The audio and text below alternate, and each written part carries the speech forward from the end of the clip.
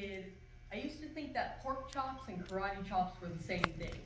I thought they were both pork chops. And because my grandmother thought it was cute, and because they were my absolute favorite, she let me keep doing it.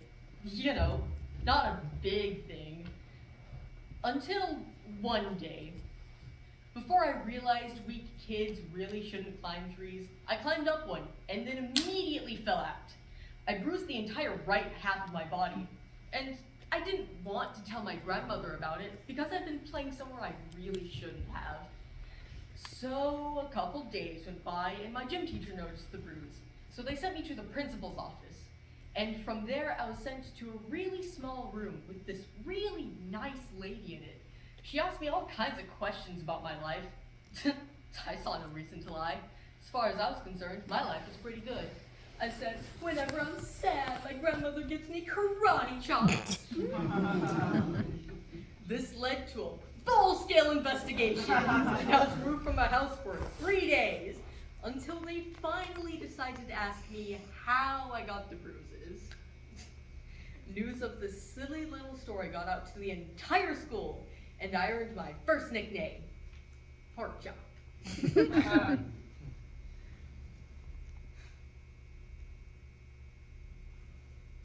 To this day, I fucking hate pork chops.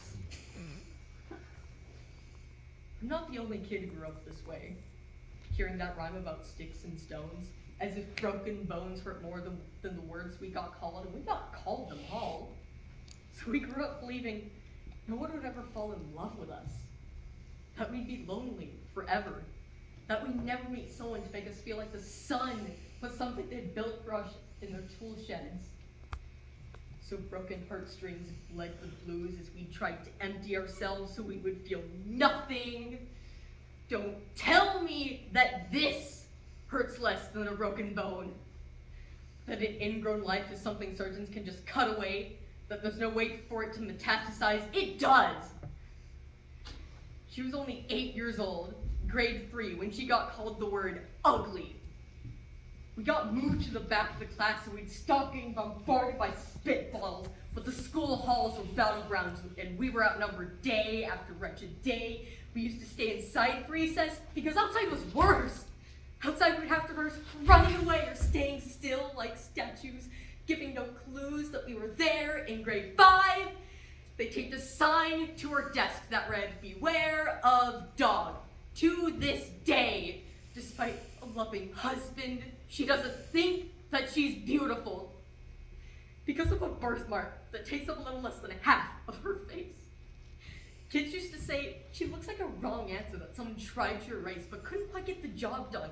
And they will never understand that that mother is raising 2 beautiful kids whose definition of beauty begins with the word mom. Because they see her heart before they see her skin. Because she's always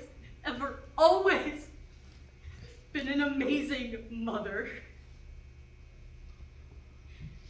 He was a branch, grafted onto a different family tree, adopted, all because his parents opted for a different destiny. He was 3 when he became a mixed drinks of 2 parts left alone and 1 part's tragedy. Started therapy in 8th grade. Had a personality made up of tests and pills. Lived like the uphills were mountains and the downhills were cliffs for suicidal attempts. Took a tidal wave of antidepressants and had an adolescence of being called Popper. 1 part because of the pills, 99 parts because of the cruelty. He tried to kill himself in grade 10 when a kid who could still go home to mom and dad had the audacity to tell him, get over it. As if depression could be cured by any of the contents inside of a first aid kit. To this day, he is a stick of dynamite lit by both ends. Could describe to you the way the sky bends in the moments before it's about to fall. And despite an army of friends who will call him an inspiration, somehow he still remains a conversation piece between people who just can't seem to understand that sometimes being drug-free has less to to do with addiction and more to do with sanity. We're not the only kids who grew up this way. To this day, kids are still being called names. Hey stupid, hey spaz, hey dummy. Every year, the arsenal of names is getting updated in each school. If a kid breaks into school and nobody chooses to hear them, do they make a sound? Or are they just background noise stuck on repeat with parents saying things like, kids can be cruel. Every school is a big top circus tent, and the pecking order went from acrobats to lion tamers, from clowns to carnies. All these miles ahead of who we were freaks. Lobster-clawed boys and bearded ladies, oddities juggling depression and loneliness, playing solitary spin the bottle, trying to kiss the wounded parts of ourselves. And at night, while the others slept, we kept walking that tightrope. Yes, some of us fell. But I want to say that all of this shit, it's just debris left over when we finally decide to smash all the things we thought we used to be. And if you can't see anything beautiful about yourself, get a better mirror. Look a little closer. Stare a little longer. Because there's something inside yourself that told you to keep going despite everyone else who told you to quit. You built a cast around your broken heart, and you signed it yourself. You signed it, they were wrong!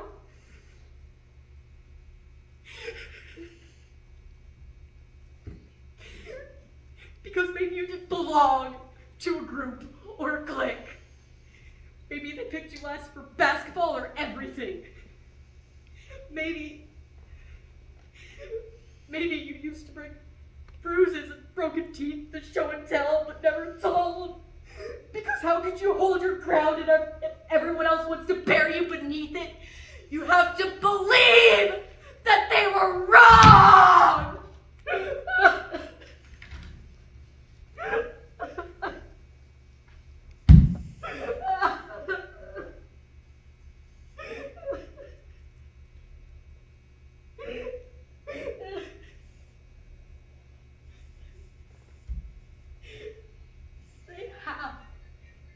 To be wrong.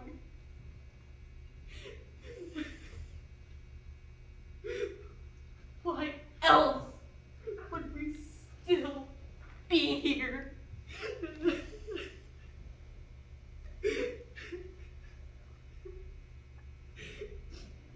We grew up learning to cheer on the underdogs because we see ourselves in them. We stem from a root planted in the belief that we were not what we were called. We are graduating members from the class of We Made It.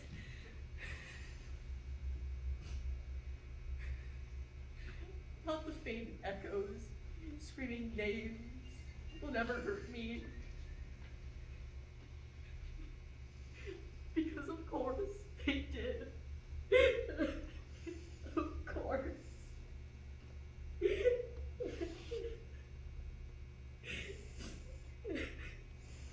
I want to tell you this. Our lives will only ever, always be a balancing act. It has less to do with pain and more to do with beauty.